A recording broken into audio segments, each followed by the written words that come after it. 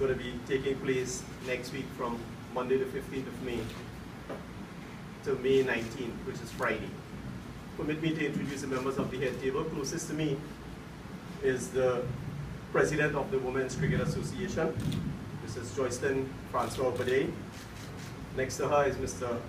Roger Rambarus, representing Unicoma Limited. He's the commercial director. They are our title sponsor. And next to him is Ms. Sandra Matthews Noel, who is the honorary secretary of the TechU, one of our sponsors.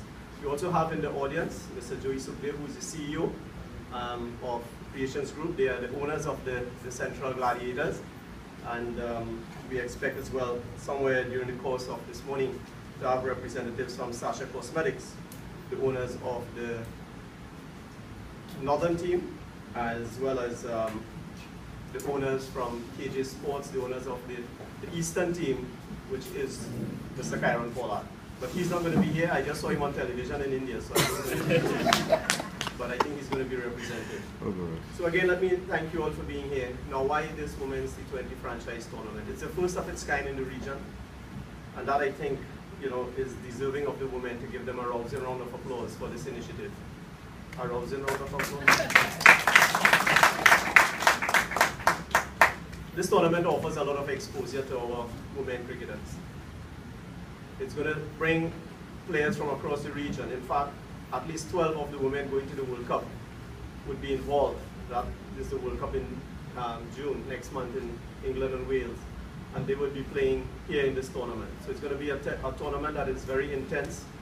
It's a short period, very competitive, and it allows our young players a lot of exposure. So they would be able to assess themselves as far as their level of skill is when compared to their regional counterparts. It's going to be very intense, as I've said, because it's very short, 2 matches every day, Monday and Tuesday, and again on Thursday we have a rest day on Wednesday. And we want to say welcome to Mr. Basra, the president of the TPCB.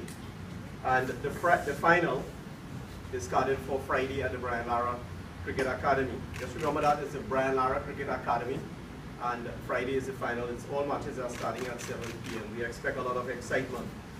This tournament is just a forerunner to what is in store for women's cricket. The women's game is no longer playing second fiddle to the men's game. In fact, it has a lot more growth potential at this stage than the men's game.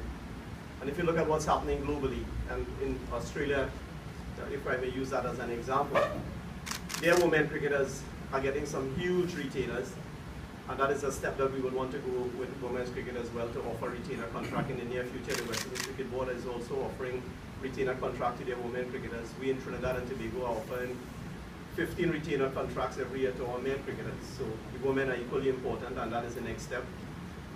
In addition to all of that, the women is a market in itself, and that is an untapped market as far as sports is concerned.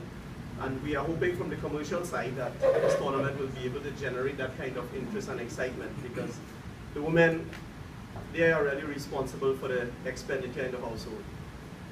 We as men might think that we are the head, but the women are the next. They turn the head where they want, and that includes the spending. And this is a huge opportunity for commercial Trinidad and Tobago to get involved as well, to use women's cricket and our ladies as a vehicle to reach certain target markets. So we welcome that aspect as well. We look at prize monies in the World Cup. Women will be sharing over $2 million in prize money in the upcoming World Cup. All of this, what we are doing is really whetting the appetite as far as professionalism in women's sport is concerned. And what is very credible is the fact that we in Trinidad and Tobago continue to be